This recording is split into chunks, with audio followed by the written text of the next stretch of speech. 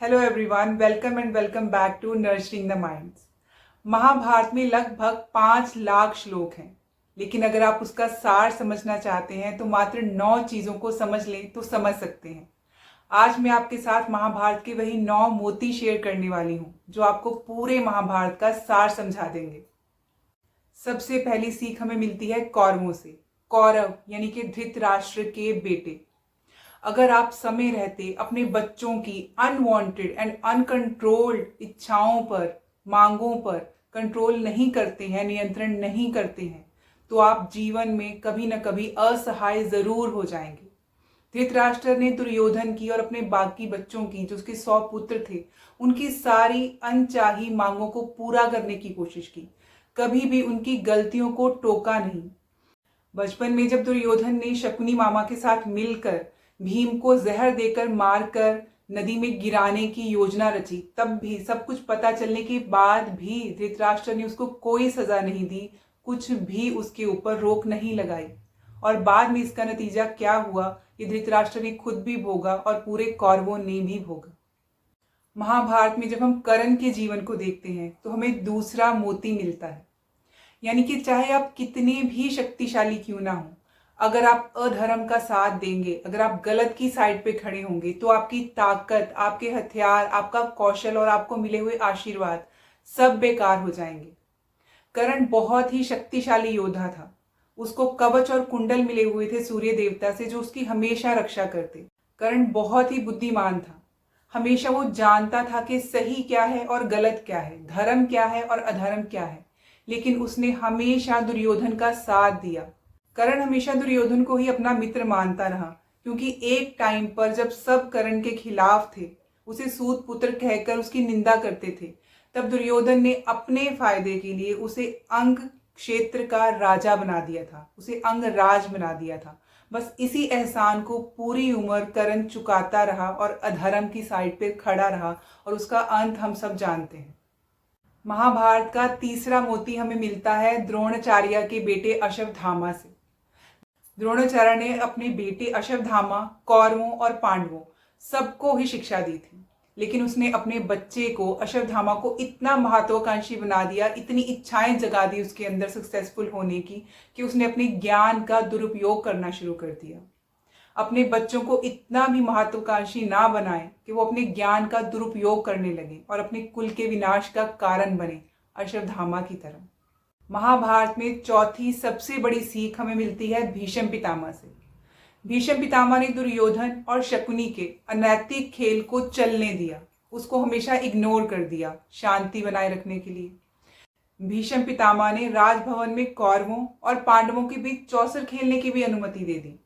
इसके अलावा द्रौपदी के चीरहरण के टाइम पर भी भीष्म पितामह चुपचाप बैठे रहे, अधर्म का साथ देते रहे, क्योंकि भीष्म पितामह ने धृतराष्ट्र को यह वादा किया था कि अगर वो पांडवों को आधा बराबर का राज दे देते हैं, आधे हिस्से पर राज करने की आज्ञा दे देते हैं, तो वो हमेशा ही धृतराष्ट्र की साइड लेंगे, उसके साथ खड़े रहेंगे, उसको कभी अकेला नहीं छोड़ेंगे।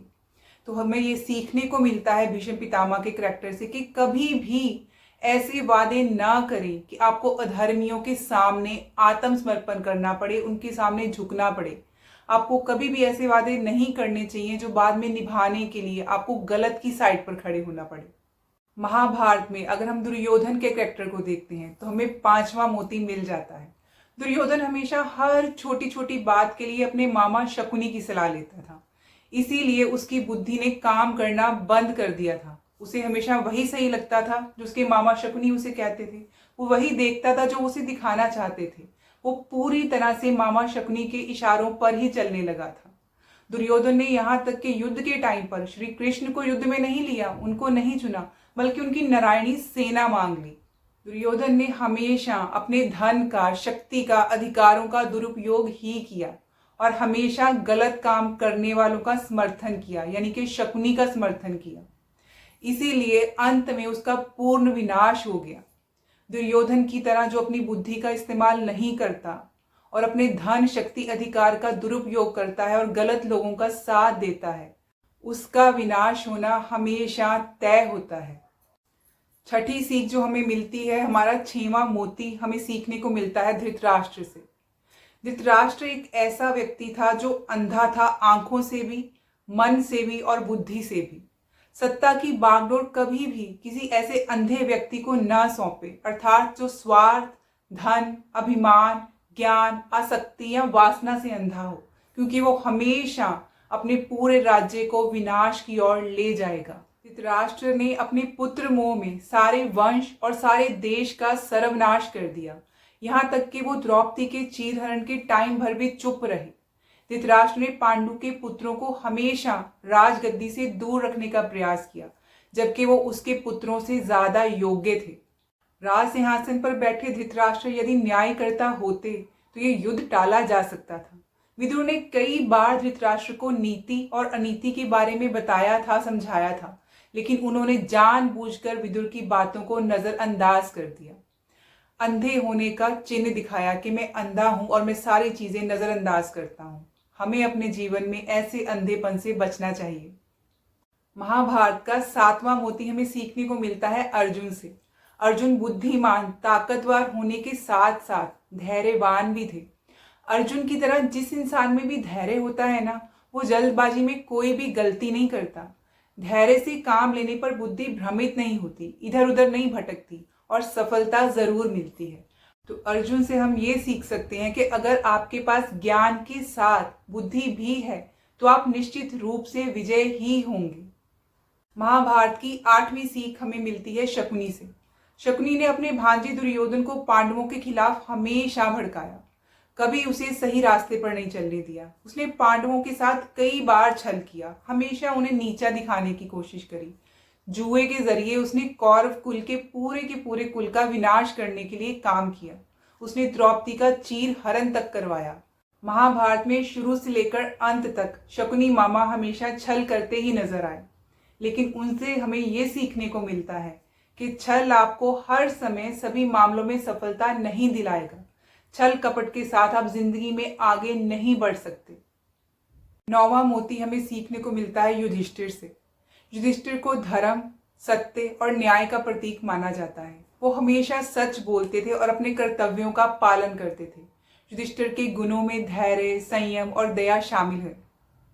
युधिष्ठिर को याद करके हमें ये समझने को मिलता है कि यदि आप नैतिकता, धर्म और कर्तव्य को सफलतापूर्वक बनाए रखते हैं तो दुनिया की कोई भी शक्ति आपको नुकसान नहीं पहुंचा सकती। ये है वो 9 मोती जो हमें महाभारत से सीखने को मिलते हैं। इसके अलावा भी हमें महाभारत से बहुत सारी सीख मिलती है, जैसे कि बुरी संगति से बचना चाहिए। कर्ण की तरह बुरी संगति में रहने से हमारी सारी अच्छाइयाँ और पुण्य नष्ट हो जाते हैं।